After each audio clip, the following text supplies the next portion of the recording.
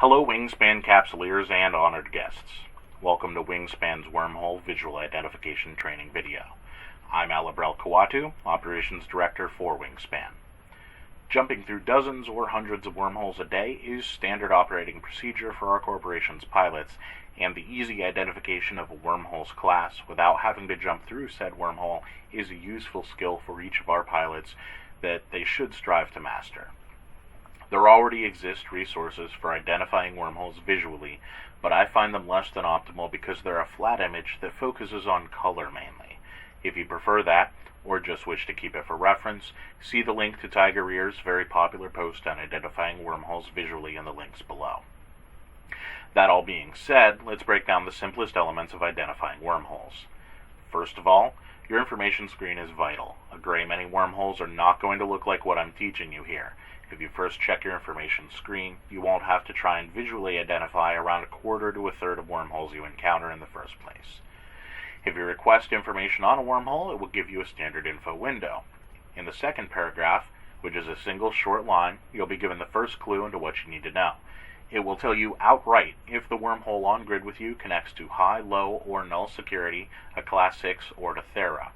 In the cases of high, low, and null, or Thera, this line will read unambiguously that it leads to those locations. In the case of a Class 6 wormhole, it will indicate that it leads to, quote, deadly unknown parts of space. C6 wormholes are also a bright, fiery red color, as shown. If you have a Class 1 through Class 5 wormhole, you'll get a hint as to which you're looking at, and identifying it further is up to you. In the information window, Classes 4 and 5 are indicated as leading to, quote, dangerous unknown parts of space. Classes 1, 2, and 3 wormholes say simply that they lead to, quote, unknown parts of space, unqualified. This leaves us with the task of telling apart 4s and 5s from each other, and 1, 2s, and 3s from each other.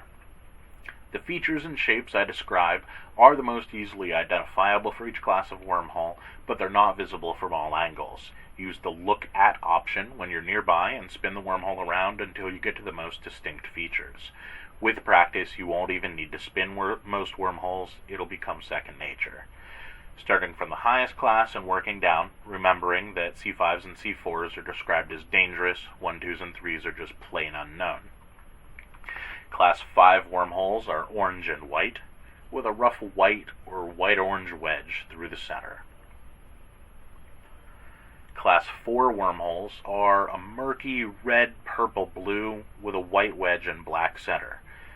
Class 4s and 3s have similar palette of colors. Class 3, though, have a distinct red and black center with a white outer ring.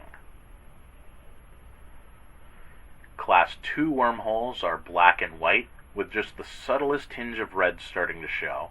The black is continuous and seems to grow kind of like a creepy tree in the middle. Class 1 wormholes are also black and white, lacking pretty much all other color. They're relatively easy to identify as the black and white is modeled together, kind of like a checkerboard, and not a distinct shape like the other wormhole classes. In addition to Thera, which is again blatantly spelled out for you in the information screen, there are also the Class 13 Shattered Wolf-Rayet systems to identify occasionally. We often refer to these systems in Corp as trip nulls, because the J code for them always starts 000 or triple null. These wormholes are entrance type A009, but there are ways you can likely determine that they are a C13 just by looking at them, in the event that you're on the K162 exit side. First, the information screen will also identify a C13 as just a plain, unknown part of space, and visually the center of the wormhole is broken and cloudy with no real definition, similar to a C1, but more swirly and with a touch of brown to it. Secondly, the outer aura of the wormhole will be bright blue, which indicates, quote, only the smallest ships can pass through, so only frigates, destroyers, and ships of similar mass. Many other small class wormholes can have the same mass restriction, so do not rely on it alone to identify the C13 trip nulls. This information should leave you capable of identifying wormholes of any class without reference material, and you'll be able to fly faster and with more confidence through spooky space. Thank you very much. Everybody get out there and make some more deliveries.